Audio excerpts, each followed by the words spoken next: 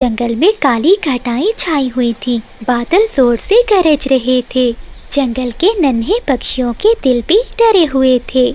कोमल चिड़िया भी अपने घोंसले के एक कोने में बैठी हुई थी, लेकिन चिड़िया की सास सवित्री अपना कंबल ओढ़े घोंसले में लेटी हुई थी। अरे ओ कोमल, ये ड्रामे बंद कर। देख, छत से पानी टपक रहा है। मेरा घोंसला गीला हो रहा है। जा, अभी नदी के उस पार जाकर बरगद के बड़े पेड़ के नीचे से कुछ सूखी घास और तिनके लेकर आ। लेकिन माँ जी, बाहर देखें, बाहर तो बहुत तेज बारिश है। जंगल का कोई पक्षी भी ऐसी बारिश और हवा में उड़ नहीं पा रहा, और जंगल के पेड़ भी गिर रहे हैं। ऐसी तूफानी बारिश में मैं कैसे जाऊंगी? बहुत चूं चूं करने लगी है। चाहे तू डूब कर मर जा, मुझे घास चाहिए। अगर आज तू खाली पंख आई तो तेरा इस घर में कोई ठिकाना नहीं। बेचारी कोमल चिड़िया करती भी तो क्या, वो चुपचाप घर से निकल जाती है। वहीं दूसरी ओर चीकू और चिंकी बहुत परेशान थे। चीकू जी, मेरे बबलू को बहुत तेज बुखार है और तूफान की वजह से कहीं दवा भी नहीं मिल रही। अब आप ही कप्पों के पास जाएं, क्योंकि उनके पास कुछ पुरानी जड़ी बूटियाँ होती हैं। शायद वो हमारी कोई मदद कर दें। हाँ चिंकी, बबलू का बुखार तो बहुत तेज होता जा रहा है। मैं अभी जाता हूँ बादल कव्वे के पास। मैं जानता हूँ वो कव्वे बहुत बुरे हैं, लेकिन क्या करूँ, मुझे अपने बेटे की जान बचानी है।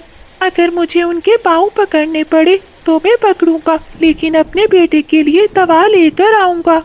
चीकू तोता भीगता हुआ अपने घर से निकलता है और कप्पों के घर की ओर जाता है। जैसे ही वो दरवाजे पर पहुंचता है तो अंदर से बिजली और बादल की आवाजें सुनाई दे रही थीं। चीकू वहीं चुपचाप उनकी बातें सुनने लगता है। बादल जी, उस बूढ़ी चिड़िया ने अपनी बहू को नदी के उस पार घास लाने के लिए भेजा है। अब वो बेवकूफ चिड़िया उस बरगद के पेड़ पर रहने वाली चील का भोजन बनेगी। हाँ बिजली, मैंने पहले ही चील चाची को सब बता दिया है। जैसे ही चिड़िया बरगद के पेड़ के नीचे पहुँचेगी तो चील उसे दबोच कर खा जाएगी। ऐसे उस कोमल चिड़िया का किस्सा खत्म हो जाएगा। चिड़िया के मरने के बाद उस बुढ़िया का सारा खजाना हमारा होगा और इल्जाम लगाएंगे कोमल पर। जंगल के किसी भी पक्षी को हम पर शक नहीं होगा। हाँ बादल जी, सांप भी मर जाएगा और लाठी भी नहीं टूटेगी। ऐसे सोचकर वो काफी हंस रहे थे। चीकू तोता दरवाजे के बाहर खड़ा ये सब सुनकर दंग रह जाता है। ये कव्वे तो चिड़िया को मारना चाहते हैं। अब मैं क्या करूं? मेरा बेटा भी बीमार है और दूसरी तरफ एक मासूम की जिंदगी। मुझे पहले चिड़िया को बचाना होगा। ऐसा कहते हुए चीकू तोता वहाँ से भागता है और वो कबूतर के पास जाता है। कबूतर, जल्दी दरवाजा खोलो। कबूतर अपने घोंसले में सोया हुआ था। शोर सुनकर वो उठ जाता है और दरवाजा खोलता है। क्या हुआ तोते, इतना शोर क्यों मचा रहे हो? बताता हूँ, सब बताता हूँ, पहले अंदर आने दो। फिर कबूतर तोते को लेकर घर के अंदर चला जाता है। कबूतर भैया, गजब हो गया। उन काले कप्पों ने बरगद के पेड़ पर रहने वाली चील से चिड़िया की जिंदगी का सौदा किया है, क्योंकि कोमल उसी ओर जा रही है। सावित्री ने भेजा है उसे सूखी घास लाने के लिए। तोते यार, ये तुम सब क्या कह रहे हो? तुम्हें ये सब कैसे मालूम हुआ? मेरे बबलू को बुखार है, मैं तो दवा लेने गया था कव्वों के घर। अगर मुझे क्या मालूम था वो कव्वे चिड़िया के खिलाफ इतनी बड़ी साजिश कर रहे होंगे। अब हमें कोमल बहन को बचाना होगा। हाँ तोते, तुम ठीक कह रहे हो, हमें चिड़िया को बचाना होगा। लेकिन इस समय तुम घर जाओ अपने बेटे के पास। मैंने कुछ बुखार दूर करने की जड़ी बूटियाँ इकट्ठी कर रखी हैं। तुम ये बूटियाँ ले जाओ और अपने बेटे को इनका रस पिलाओ। देखना, सुबह तक तुम्हारा बेटा ठीक हो जाएगा और मैं अपनी जान पर खेलकर कोमल को बचाऊंगा। कोमल चिड़िया जैसे ही नदी पार करके उस बड़े बरगद के नीचे पहुंचती है तो पेड़ के पीछे छुपी हुई चील चिड़िया पर हमला कर देती है और वो उसे अपने पंजों में दबोच लेती है। मुझे छोड़ दो चील, मुझे छोड़ दो। क्या कहा? तुझे छोड़ दो? ऐसी बारिश में मुझे और कहाँ शिकार मिलेगा? ये तो भला हो उन कव्वों का जो तुम्हें मेरे पास भेज दिया। वो चील चिड़िया को दबोचे हुए थी। पीछे से कबूतर एक डंडा लेकर आता है और चुपके से वो डंडा चील के सर में दे मारता है। चील वहीं गिरकर बेहोश हो जाती है। कबूतर भैया, आपने मेरी जान बचाई, वरना आज ये चील मुझे खा जाती। चिड़िया बहन घबराओ नहीं, मुझे तोते ने सब बताया था कि ये कप्पों की साजिश है। अब जल्दी से घर चलो। उधर चीकू तोता भी दवा अपने बेटे को पिला देता है। चीकू जी, बबलू अब ठीक लग रहा है, देखिए ना, अब वो आराम से घोंसले में सो रहा है। तभी कोमल चिड़िया और कबूतर तोते के घर आते हैं। फिर वो सब दोस्त मिलकर चिड़िया के घर जाते हैं ताकि उन कप्पों का पर्दाफाश कर सके। बारिश के कारण सावित्री के घर की छत का एक हिस्सा टूटकर नीचे गिरा हुआ था। हाय, मेरी कमर टूट गई। बिजली, बादल, मेरी मदद करो। बुढ़िया, अब बारिश में नहाओ, मैं और बादल जी चले तुम्हारा ये खजाना लेकर। ऐसा कहते हुए वो कव्वे वहाँ से चले जाती हैं। तभी कोमल चिड़िया अपने दोस्तों के साथ वहाँ पहुँच जाती है। वो अपनी सास को उस टूटे हुए छत के टुकड़े से निकालती है और उसे नरम घोंसले में बिठाती है। बेटी, मैंने तुझे मरने के लिए भेजा और तू मुझे ही बचा रही है। मैंने तेरे साथ बहुत गलत किया, मुझे माफ कर दे। ये सब किया धरा इन काले कव्वों का है, वो मेरा खजाना चुरा कर भाग गए। माँ जी, असल खजाना सोना नहीं है, ये आपकी बहू ही आपका खजाना है। बादल और बिजली को तो अब उनकी चील चाची ही सबक सिखाएगी। जैसे ही बादल और बिजली वहाँ से सोना लेकर जा रहे होते हैं तो चील उन्हें रास्ते में रोक लेती है। कहाँ भाग रहे हो? आज से ये खजाना मेरा है। और हाँ, जो मार मैंने खाई है, जरा तुम्हें भी तो सबक सिखा दूं। ऐसा कहते हुए चील उन कप्पों की खूब पिटाई करती है और मार मार कर उन्हें घायल कर देती है। वो दोनों अपनी जान बचाकर वहाँ से भागते हैं। चिड़िया बहन, जब तक बारिश नहीं रुक जाती और तुम अपना घोंसला फिर से नहीं बना लेती, तब तक तुम और माँ जी मेरे साथ ही रह सकती हो।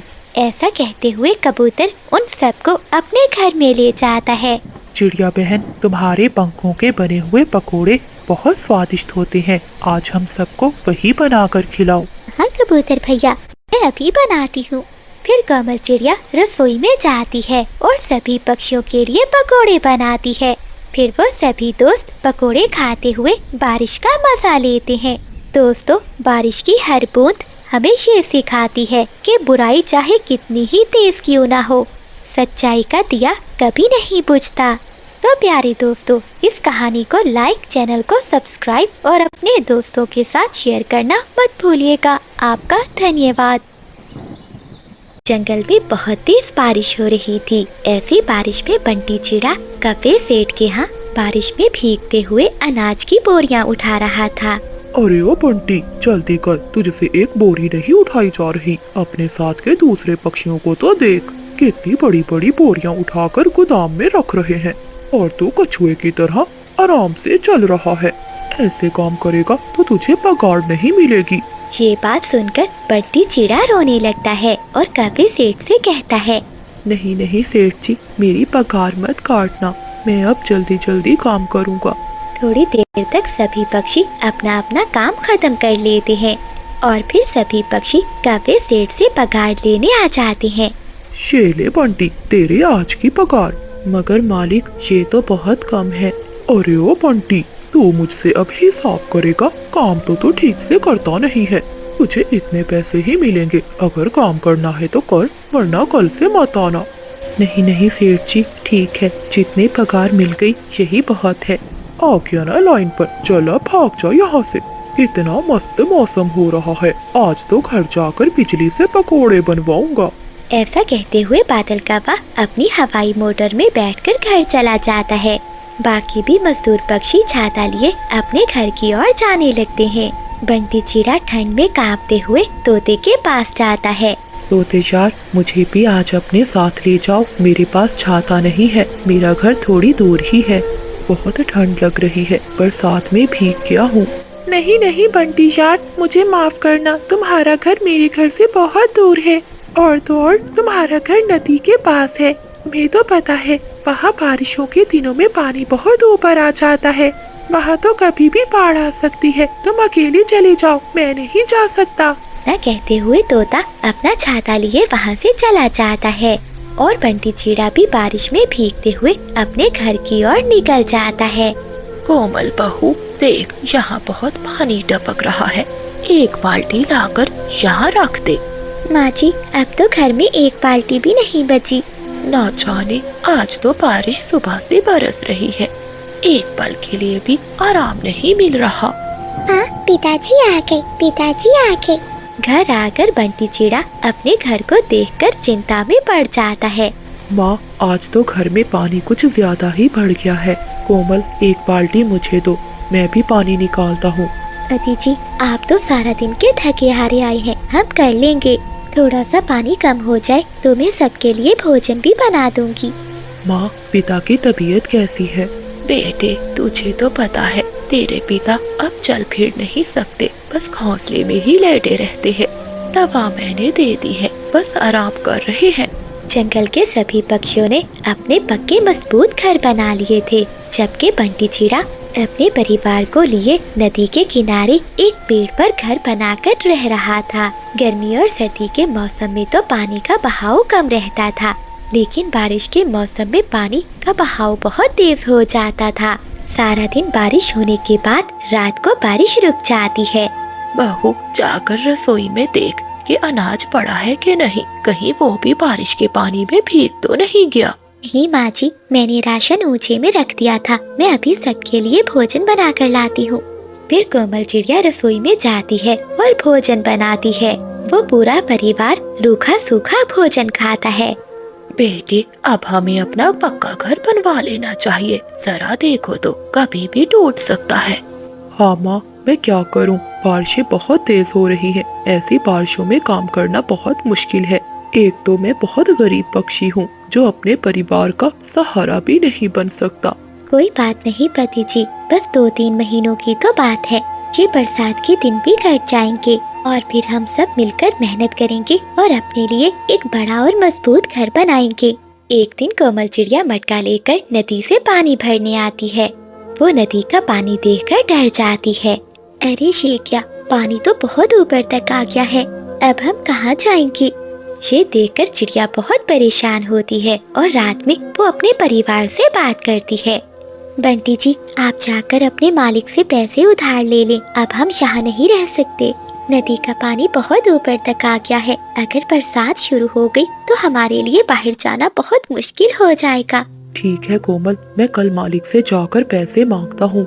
अगली सुबह बंटी चिड़ा कफे सेठ के पास जाता है। मालिक, मुझे पैसों की बहुत जरूरत है। मुझे अपने लिए किसी और जगह नया घर बनवाना है। आपको तो पता है बरसात का मौसम है और मेरा घर नदी के पास है। अगर मैंने नया घर नहीं बनवाया तो मेरे परिवार के लिए बहुत बड़ी मुश्किल हो जाएगी। तो बंटी, मैं क्या करूं? मेरे पास पैसों के पेड़ लगे हैं, मैं तेरी कोई मदद नहीं कर सकता, तू जा यहाँ से। तभी जंगल में बारिश फिर से शुरू हो जाती है। माँ जी, इतना पानी भी निकाल लिया, लेकिन ये पानी तो और ज्यादा बढ़ता जा रहा है। तभी बंटी चिड़ा आता है। माँ, आप पिताजी को संभालें। कोमल, तुम मीना को साथ लो और सामान बांधो, जल्दी घर से बाहर निकलो। बेटे, क्या हुआ? तू इतना हाँफ क्यों रहा है? सब ठीक तो है ना? माँ, कुछ भी ठीक नहीं है, मैं अभी सुनकर आ रहा हूँ। कबूतर चाचा ने बताया है कि हमारे जंगल में बाढ़ आ रही है। बाढ़ का पानी यहाँ किसी समय भी आ सकता है। हमारा घर तो नदी के पास है, जल्दी करिए, हमारे पास समय नहीं है। वो सभी पक्षी अपना सामान इकट्ठा कर ही रहे थे कि तभी पानी बहुत ऊपर तक आ जाता है। तभी छत का एक हिस्सा टूटकर बंटी चिड़े के पिता पर आकर गिरता है। बचाओ, कोई मुझे बचाओ। तड़पते तड़पते वो मर जाता है। अपने पति को खोने के बाद सावित्री अपना सुध बुध खो देती है। बंटी के बाबा, कहाँ चले गए तुम? मुझे भी अपने साथ ही ले जाते।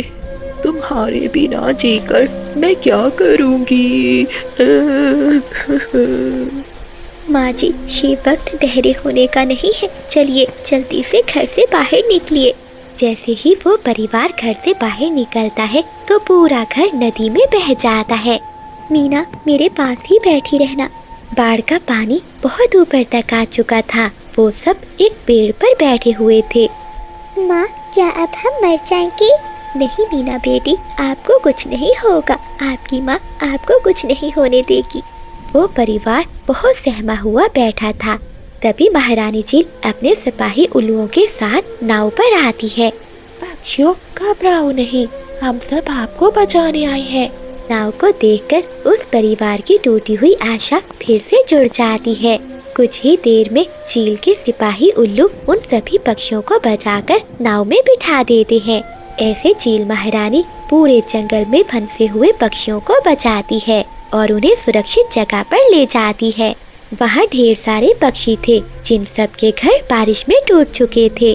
देखो पक्षियों, तुम सब दाना खाओ और आराम करो। अब किसी बात की चिंता मत करना। जिन पक्षियों के घर भी टूट गए हैं, मैं उन सबको नए घर बनवा दूंगी और आप सब पक्षियों को काम दूंगी।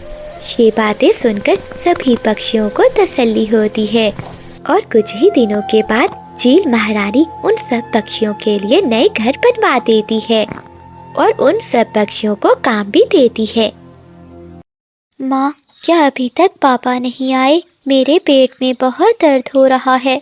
क्या आज फिर हमें भूखा सोना पड़ेगा? हाँ माँ, भैया ठीक कह रहा है। मुझे भी नींद नहीं आ रही। ऐसे लग रहा है जैसे मेरे अंदर कुछ टूट रहा है। क्या आज पापा हमारे लिए मीठा फल लाएंगे? मेरे प्यारे बच्चों, थोड़ा सा सब्र करो। बस तुम्हारे पापा जंगल के उस पार गए हैं, जहाँ ढेर सारे मीठे मीठे फल हैं। वो जरूर कुछ न कुछ लेकर आएंगे। बस अपनी आंखें बंद करो और सोचो कि तुम एक बहुत बड़े मीठे फल के पेड़ के ऊपर बैठे हो। अरे ओ कोमल, बंद कर, ये झूठी तसल्लियां देना बंद कर।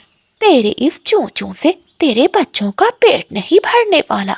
जब से तू इस घर में आई है तो मनहूसियत पूरे घर में छा गई है। मेरा बेटा बंटी, जो कभी जंगल का सबसे शक्तिशाली पक्षी था, आज हड्डियों का ढांचा बन गया है, सिर्फ तेरे कारण, इन मनहूस बच्चों का पेट पालने के लिए। माँ जी, ऐसा ना कहें, बच्चे तो मासूम होते हैं। और माँ जी, इन सब में मेरा क्या कसूर है? मैं तो खुद कई दिनों से सिर्फ पानी पीकर ही गुजारा कर रही हूँ। कसूर तेरी किस्मत का है। देखो जरा, रात आधी गुजर गई है और मेरा बेटा अभी तक किसी खतरे में भटक रहा होगा। सुन ले, अगर इसे कुछ हो गया तो मैं तुझे जीने नहीं दूंगी। तभी बंटी चिड़ा थका हारा घर लौट आता है।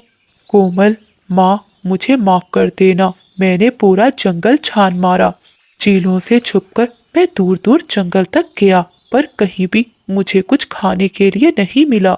जंगल में सूखा पड़ा है, कहीं से कोई दाना तक नहीं मिल रहा। बंटी जी, आप आ गए हैं, यही बहुत है। ऊपर वाला सब ठीक कर देगा। आप आराम करें, आपके पंख घायल हो चुके हैं। आराम? ये आराम का समय है? फिर बंटी चिड़ा अपने घोंसले में सो जाता है और कोमल चिड़िया अपने पति के पंखों पर मरहम लगाती है। अगली सुबह हो जाती है। बंटी सुबह सवेरे ही दाने की खोज में निकल जाता है। कोमल चिड़िया अपने बच्चों को लिए बाहर बैठी हुई थी। तभी बिजली कवि मीठे फलों की टोकरी लिए वहाँ आती है। अरे कोमल बहन, अभी तक यहीं बैठी हो? मैं यहाँ से घर जा रही थी तो बच्चों के रोने की आवाज सुनकर मेरा कलेजा मुंह को आ गया। देखो कैसे इन मासूम बच्चों के चेहरे पीले पड़ गए हैं। ऐसा कहते हुए बिजली कवि एक मीठा फल उन बच्चों के सामने रखती है। ये लो बबलू और मीना, ये मीठा फल खा लो। तभी चिड़िया की सास भी वहाँ आ जाती है। अरे बिजली, तेरे पास इतना फल कहाँ से आया? पूरे जंगल में तो सूखा पड़ा है, पक्षी मर रहे हैं भूख से, और तेरे पास ये फलों से भरी हुई टोकरी। माँ जी, मेरे जैसा दिमाग हो तो सब कुछ मिलता है। मैंने सुना है आपका बेटा बंटी पूरी रात भटकता रहा है, पर इसे खाने को कुछ नहीं मिला। सच तो ये है कि वो मेहनत तो करता है लेकिन किस्मत का मारा है। बिजली बहन, आपका फल देने के लिए बहुत बहुत धन्यवाद। लेकिन आप यहाँ क्यों आई हैं? मैं जानती हूँ कि बगैर किसी मकसद के आप किसी के पास नहीं जाती। तौबा तौबा, कोमल, तुम मुझे इतना गलत समझती हो। मैं तो सिर्फ मदद करने के लिए आई थी। मैं तो तुम्हें बताने आई थी कि नदी के उस पार काला महल है, जिसकी मालकिन एक बहुत बड़ी और दयादिल चील है। इसे अपने अंडों की निगरानी के लिए एक नौकरानी की जरूरत है। बदले में वो उसे इतना अनाज और सोना देगी कि आने वाली 7 नस्लें शाही जिंदगी गुजारेंगी। नहीं बिजली, सब जानते हैं जो पक्षी भी नदी के उस पार काले महल में गया है वो कभी वापस नहीं आया। मैं अपने बच्चों को छोड़कर कहीं नहीं जाऊंगी। तो ठीक है चिड़िया, मत जाओ। अपने सामने इन बच्चों को मरते हुए देखो। जरा देखो अपने बच्चों को, भूख के कारण कैसे कमजोर हो गए हैं। कल को ये मर गए तो तुम्हें पछताना पड़ेगा। माँ वही होती है जो अपनी संतान के लिए अपनी जान खतरे में डाल दे, वो नहीं जो इनका तमाशा देखे। हाँ कोमल, बिजली ठीक कह रही है। तू तो बहुत बड़ी नेक बनती थी, अब अपने बच्चों की जिंदगी के लिए इतनी सी कुर्बानी नहीं दे सकती। बंटी को मैं संभाल लूंगी, तू बस जा और अनाज लेकर आ जा। अगर तू ना गई तो मैं समझूंगी कि तू इन बच्चों की सगी माँ नहीं है, बल्कि इनकी दुश्मन है। कोमल चिड़िया अपने बच्चों की तरफ देखती है जो भूख से नाडाल होकर जमीन पर पड़े थे। वो रोते हुए कहती है, क्या क्या वो वाकई ही हमें अनाज देगी? क्या मेरे बच्चे पेट भरकर खाना खाकर सो सकेंगे? हाँ हाँ चिड़िया बहन, बस रात की ही तो बात है। तुम रात में जाओगी, अंडों का पहरा दोगी और सुबह होते ही अनाज का ढेर लेकर घर वापस आ जाया करोगी। चिड़िया बहन, तुम चिंता क्यों करती हो? मैं खुद तुम्हें वहाँ छोड़ कर आऊंगी। कोमल चिड़िया अपने बच्चों के पास जाती है। मेरे जिगर के टुकड़ों, मुझे माफ कर देना। तुम्हारी माँ तुम्हें छोड़कर कहीं नहीं जा रही, बल्कि तुम्हारी जिंदगी लेने जा रही है। अगर मैं लौटकर ना आई तो याद रखना, तुम्हारी हर सांस में मेरी ममता की खुशबू होगी। तभी बुलबुल वहाँ आ जाती है। कोमल, ये तुम क्या करने जा रही हो? बिजली की बातों में मत आओ। क्या तुम पागल हो गई हो? इस कपी का एतबार करना बहुत मुश्किल है। बुलबुल, मैं सब जानती हूँ। मेरा दिल भी कह रहा है कि ये रास्ता मौत का है, लेकिन जरा देखो, मेरे बच्चे भूख से दम तोड़ रहे हैं। अगर मैं यहाँ बैठी रही तो आज रात ये मर जाएंगे। ऊपर वाला सब ठीक करेगा। हो सकता है मैं इनके लिए भोजन ले आऊँ। अगर मुझे मौत मिलती है तो मिल जाए, लेकिन मेरे बच्चों को जीवन जरूर मिलेगा। फिर कोमल चिड़िया बिजली कवि के साथ वहाँ से चली जाती है। बिजली कवि चिड़िया को एक काली गुफा में ले जाती है। आ गई बिजली, मैं तुम्हारा ही इंतजार कर रही थी। अरे वाह वाह, ये तो बहुत नरम मांस है। जो मैं कभी ना कर पाई, तुमने वो कर दिखाया। ऐसे चिड़िया का मांस ही तो मैं खाना चाहती थी।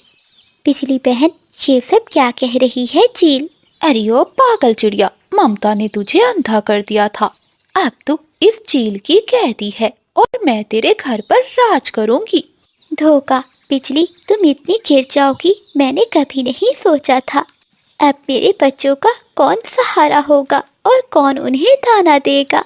चील आगे बढ़ती है और कोमल चिड़िया को एक पिंजरे में कैद कर लेती है और बिजली कवि को बदले में ढेर सारा भोजन देती है। बिजली खुश होकर वहाँ से चली जाती है। दूसरी ओर बुलबुल कबूतर और तोते के पास जाती है और उन्हें सारी बात बताती है। वो काली कवि बहुत बुरी है, जरूर चिड़िया खतरे में होगी। हम सब दोस्तों को मिलकर चिड़िया की मदद करनी होगी। ऐसा कहते हुए वो तीनों दोस्त चिड़िया की मदद के लिए वहाँ से चले जाते हैं। चिड़िया, मुझे उल्लू वैद ने कहा है कि अगर मैं पीले रंग की चिड़िया का सूप पीऊंगी तो हमेशा जवान रहूंगी। आज तेरा आखिरी दिन है, याद कर ले, जिसको भी करना है। कोमल चिड़िया तो रो रही थी। जैसे ही चील उसे मारने के लिए आगे बढ़ती है तो उसके दोस्त वहाँ आ जाते हैं। कबूतर, तोता और बुलबुल तीनों मिलकर चील पर हमला करते हैं और हमले में चील घायल हो जाती है। डर के मारे वो अपनी जान बचाकर वहाँ से भाग जाती है। दोस्तों, आपका बहुत बहुत धन्यवाद। अगर आज आप समय पर ना आते तो मैं शायद अपने बच्चों को कभी ना देख पाती। चिड़िया बहन, गुफा में ढेर सारा भोजन है, लेकर चलते हैं। दूसरी ओर बिजली कवि और बादल कव्वा मिलकर चिड़िया के घर पर कब्जा कर लेते हैं। वो बच्चों को और सावित्री को रस्सियों से बांध देते हैं। कवि तो बहुत बुरी है, तेरी बातों में आकर मैंने अपनी बहू को मौत के मुंह में भेज दिया। तभी कोमल चिड़िया और उसके सभी दोस्त वहाँ पहुँच जाते हैं। वो कौवों पर हमला करते हैं और उन्हें घायल करके वहाँ से भगा देते हैं।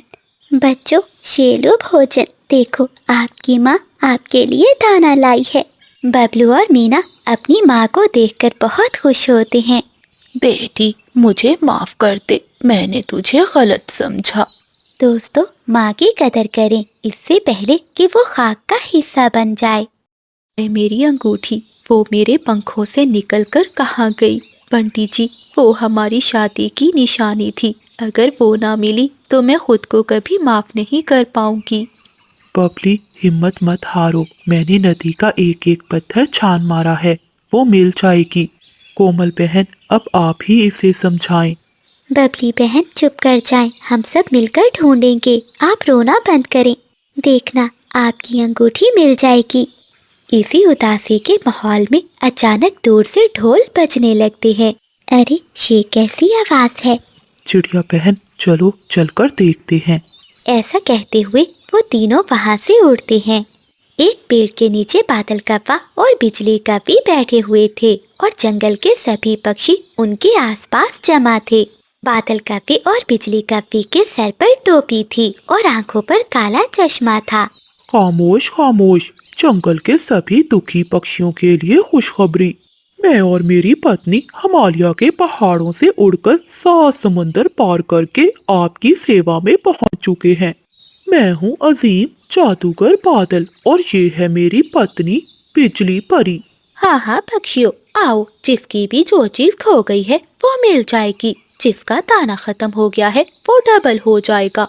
हमारा जादू पत्थर को भी सोना बना देता है। बादल जी, जरा अपना जादू तो दिखाओ। फिर बादल कव्वा अपनी टोपी उतारता है जिसमें से काला धुआं निकलता है। जंगल के सभी पक्षी बहुत मासूम थे। बादल कव्वे का ये जादू देखकर उनकी आंखें खुली की खुली रह जाती हैं। हम सब जानते हैं और हमें ये भी पता है कबूतरी बहन कि तुम क्यों रो रही हो। तुम्हारा क्या खोया है? तुम्हारी सोने की अंगूठी नदी की गहराई में नहीं बल्कि किसी आत्मा के कब्जे में है। अगर तुम उसे वापस चाहती हो तो बताओ। हाँ जादूगर जी, मुझे मेरी अंगूठी हर कीमत पर चाहिए, चाहे जो भी करना पड़े मैं करूँगी। वहीं दूर एक टहनी पर बैठे हुए तोता तोती उन कौवों को देख रहे थे। चिंकी, ये जादूगर कम और जेब कतरे ज्यादा लग रहे हैं। जरा देखो तो बादल की आंखें कैसे कबूतरी के हार पर टिकी हुई है। हाँ पति जी, आप ठीक कह रहे हैं, मुझे भी ये कौवे ठीक नहीं लग रहे। तभी बादल और बिजली एक संदूक खोलते हैं जिसमें से नीला धुआं निकल रहा था। ए जंगल के पक्षियों, आज इस जादुई संदूक की ताकत से आपकी तकदीर बदलेगी। लेकिन याद रहे, जादू तभी काम करता है जब बदले में कुछ दिया जाए। कुछ पाने के लिए कुछ खोना पड़ता है। तभी बिजली कवि एक जादुई छड़ी निकालकर कहती है, जिस पक्षियों को अपनी खोई हुई चीजें वापस चाहिए या जो चाहता है कि सोना बन जाए, वो अपनी एक कीमती चीज इस संदूक में डाले। कल सुबह जब सूरज निकलेगा तो ये संदूक आपकी मुरादें पूरी कर देगा। जादूगरनी बहन, अगर मैं अपनी मोतियों वाली माला इस संदूक में डालूंगी तो क्या मेरी अंगूठी मुझे वापस मिल जाएगी? कबूतरी बहन, इसमें इतना सोचने वाली क्या बात है? देखना, जैसे ही तुम्हारी ये मोतियों की माला इस संदूक के अंदर जाएगी तो हमारी जादुई आत्माएं वो अंगूठी ढूंढ कर लाएंगी। अब जल्दी करो, देर न करो। फिर बबली कबूतरी अपनी मोतियों की माला उतारकर उस संदूक में डाल देती है। ऐसा करते हुए देखकर चिड़िया भी आगे बढ़ती है। कवि बहन, मेरे पास तो ये सिर्फ चांदी की बालियां हैं जो मेरी माँ ने मुझे दी थी। अगर मैं इसे संदूक में डालूंगी तो क्या मेरा दाना दुगना हो जाएगा? हाँ हाँ चिड़िया बहन, अगर तुम ये बालियां संदूक में डालोगी तो तुम्हारा दाना दुगना ही नहीं बल्कि पूरा घर अनाज से भर जाएगा। कोमल चिड़िया अपनी माँ की दी हुई बालियां संदूक में डाल देती है। ऐसे ही बुलबुल भी आगे बढ़ती है और वो अपने सोने के कंगन उस संदूक में डाल देती है। जंगल के सभी पक्षी लालच में आकर अपनी कीमती चीजों को संदूक में डाल देते हैं। पक्षियों, आप सब अपने अपने घरों को लौट जाओ और पीछे मुड़कर न देखना, वरना जादू उल्टा पड़ जाएगा। अगली सुबह यहीं पर इकट्ठे होंगे और जिस जिस की जो मुरादें हैं वो सब पूरी होंगी।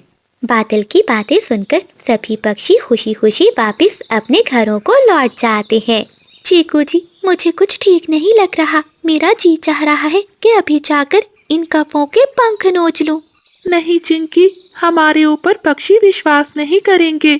हमें इन कपों को रंगे परों पकड़ना होगा। रात का इंतजार करेंगे। रात होते ही जंगल में काली घटाएं छा जाती हैं और बारिश शुरू हो जाती है। बिजली, जल्दी जल्दी पंख चलाओ, इससे पहले कि बारिश शुरू हो जाए। हमें ये सारा खजाना लेकर पुराने खंडरों के पास पहुंचना है। कल सुबह जब ये पक्षी यहाँ आएंगे तो इन्हें सिर्फ खाली डिब्बे और धुआं मिलेगा। हो हो। हाँ बादल जी, पंखी तो चला रही हूँ। जरा देखो तो ये मोतियों की माला कितनी चमक रही है, और ये देखो चिड़िया की चांदी की बालियाँ। कैसे बेवकूफ पक्षी हैं सब। जरा से जादू के चक्कर में आकर सब कुछ लुटा दिया। ऐसे वो काफी जोर जोर से हंस रहे थे। बादल और बिजली वो सारे गहने एक पोटली में डालते हैं और अपने घर से बाहर निकलते हैं। वो घर से बाहर निकलते हैं तो बाहर जंगल के सभी पक्षी जमा थे। कहाँ जा रहे हो जादूगर जी? अभी तो तमाशा बाकी है। अब हम तुम्हारा जादू उतारेंगे। तो तुम सब यहाँ क्या कर रहे हो? हटो हमारे रास्ते से, वरना हम तुम पर काली बलाएं छोड़ देंगे। अच्छा, काली बला तो तुम खुद हो बादल। तुमने मेरी पत्नी का गम बांटने की बजाय इसे लूट लिया। आज तुम हम सब से नहीं बच पाओगे। ये तो अच्छा हुआ समय रहते तोते ने हमें तुम्हारी सच्चाई बता दी, वरना तुम हम सबको लूटकर यहाँ से चले जाते। बादल और बिजली वहाँ से भागने की कोशिश करते हैं, लेकिन जंगल के सभी पक्षी उन्हें पकड़ लेते हैं और उन दोनों की खूब पिटाई करते हैं।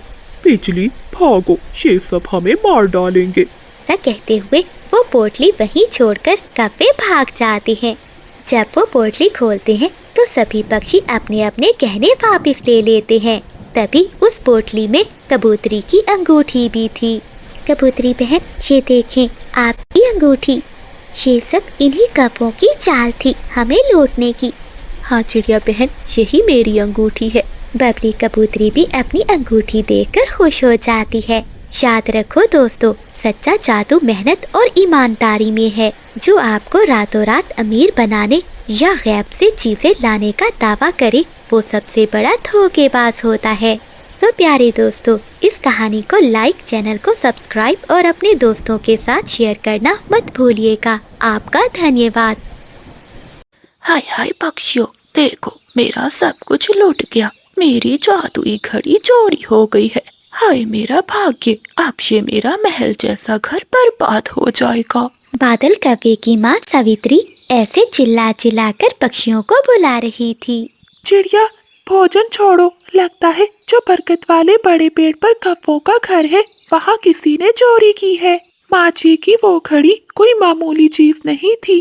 वो तो सदियों पुराने उनके परिवार की एक निशानी थी, जिसे माँ जी बहुत संभाल कर रखती थी। हाँ तोते, देर ना करो। मुझे तो पहले ही शक था बादल कव्वे पर। वो अपनी माँ और पत्नी की पीठ पीछे उस पिंकी कव्वे के साथ कोई खिचड़ी पका रहा है।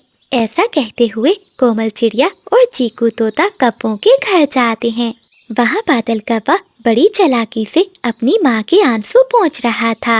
माँ रोए मत, मैंने सुबह सवेरे देखा था बिजली कव्वी आपके कमरे से दबे पांव निकल रही थी और उसके पंखों में कुछ छुपा हुआ था। तभी पड़ोसन की पिंकी कव्वी भी वहाँ आ जाती है। हाँ माँ जी, बादल ठीक कह रहा है। वो जा रही थी मेरे घर के बाहर से। मैंने पूछा कि कहाँ जा रही हो, तो उसने मुझे जवाब नहीं दिया और घबराकर उड़ गई। हो ना हो वो घड़ी जरूर उसी ने ही चुराई है, ताकि शहर के जंगल जाकर वो उस घड़ी को बेचकर अमीर बन सके। ये सारी बातें सुनकर सावित्री को बहुत गुस्सा आता है। माँ जी, ये सब झूठ है। मैंने कुछ भी नहीं किया। तेरा यकीन अब मैं कैसे करूं? तू तो मुझे मारना चाहती है ताकि इस घर पर कब्जा कर सके। सुबह तू ही मेरे कमरे की सफाई कर रही थी, हो ना हो तू ही चोरनी है। माँ जी, मैं तो आपके कमरे की सफाई कर रही थी, आपकी घड़ी को मैंने पंख तक नहीं लगाया। चुप कर जा चोरनी, इसी वक्त निकल जा मेरे घर से, वरना मैं बास पुलिस को बुला लूंगी। फिर सावित्री और बादल कव्वा उसे धक्के देकर अपने घर से निकाल देते हैं। बिजली कव्वी रोती हुई वहाँ से चली जाती है और नदी किनारे जाकर बैठ जाती है। तभी कोमल चिड़िया, तोता और कबूतर बिजली कव्वी के पास आते हैं। बिजली बहन, हौसला रखो, हम जानते हैं तुम बेगुनाह हो, लेकिन सच साबित करने के लिए हमें वो घड़ी ढूंढनी होगी। बिजली, वो एक जादुई घड़ी है, वो तो बस सच्चे पक्षी के हाथ में ही टिक टिक करती है और झूठे के हाथ में वो उल्टी चलने लगती है और काले धुएं भी निकालती है। मुझे ये सब बातें मेरी माँ ने बताई थी। लेकिन चिड़िया बहन, वो घड़ी कहाँ होगी और किसने चुराई होगी? हाँ कबूतर भैया, इसी बात का पता लगाने के लिए हमें नीली वादियों में जाना होगा, जहाँ एक बूढ़ी चील रहती है, के पास जादुई शक्तियाँ हैं, वो जरूर हमारी मदद करेगी। चिड़िया बहन, तुम्हारा बहुत बहुत धन्यवाद, तुम सब दोस्तों ने मुझ पर विश्वास किया। फिर बिजली कव्वी, तोता, कबूतर और चिड़िया नीली वादियों की ओर चले जाते हैं। रास्ते में वो पहाड़ों पर से गुजरते हैं जहाँ उल्लू पहरा देते थे, लेकिन वहाँ कोमल चिड़िया अपनी चालाकी से उन्हें चकमा देती है और वो सब पक्षी आगे बढ़ जाते हैं। वो सब नीली वादी में पहुँच जाते हैं जहाँ बूढ़ी चील की गुफा थी। बिजली कव्वी सारी बात चील को बताती है। ठीक है बेटी, मैं तुम्हारी मदद कर सकती हूँ। बेटी, मैं तुम्हारी मदद कर सकती हूँ, लेकिन कुछ पाने के लिए खोना भी पड़ता है। बदले में मुझे एक दिन के लिए अपने गले की आवाज देनी होगी। बताओ, क्या तुम तैयार हो? हाँ हाँ माँ जी, मैं अपनी आवाज देने के लिए तैयार हूँ। जंगल में मेरी बहुत बदनामी हुई है, मुझे अपनी इज्जत बचानी है। ऐसा कहते हुए बूढ़ी चील बिजली कव्वी को नीली ऐनक देती है और कहती है, इसे पहनकर तुम चोर के वो निशान देख सकोगी जो हमारी आँखों को नजर नहीं आते। उधर चिड़िया के कहने पर चिंकी तोती पिंकी कव्वी से दोस्ती का ड्रामा रचाती है। अरे पिंकी बहन, मुबारक हो, अब से तुम इस घर की मलिका हो। वैसे वो घड़ी तुमने कहाँ छुपाई है? मुझे भी तो दिखाओ, सुना है वो घड़ी बहुत सुंदर है। हाँ हाँ तोती सहेली, वो घड़ी तो बादल ने पुराने पीपल के पेड़ में छुपाई है। आज रात जब सब सो जाएंगे, हम इसे निकाल कर नदी में फेंक देंगे ताकि सबूत ही खत्म हो जाए। वो काली कव्वी दोबारा इस घर में नहीं आ पाएगी, और उस बुढ़िया का क्या है, किसी समय भी मर सकती है। फिर इस बड़े घर पर मैं अकेली राज करूंगी। लेकिन पिंकी सहेली, मुझे ना भूल जाना। नहीं नहीं, तू मेरी बहुत अच्छी दोस्त है, तुझे तो मैं मीठे मीठे फल खिलाऊंगी। चिंकी तोती वहाँ से चली जाती है। वो जाकर सभी पक्षियों को पिंकी कव्वी की चाल के बारे में बता देती है। रात हो जाती है। बादल कव्वा और पिंकी कव्वी पीपल के पेड़ के पास जाते हैं। पीछे से बिजली कव्वी अपनी सास और सभी पक्षियों को लेकर ऐनक लगाए उनके निशानों के पीछे पीछे उड़ती है। पीपल के खोखले पेड़ में से बादल कव्वा पंख डालकर वो घड़ी निकालता है। तभी बिजली कव्वी सभी को लेकर वहाँ आ जाती है। देख ले माँ जी, घड़ी किसके पंखों में है। सावित्री ये सब देखकर बहुत दंग रह जाती है। जैसे ही बादल कव्वा वो घड़ी अपने पंखों में लेता है तो घड़ी उल्टी चलने लगती है और उसमें से काला काला धुआं निकलने लगता है। बादल, मेरे अपने खून ने मुझे धोखा दिया। तूने अपनी पत्नी पर इल्जाम लगाया और मेरे पंखों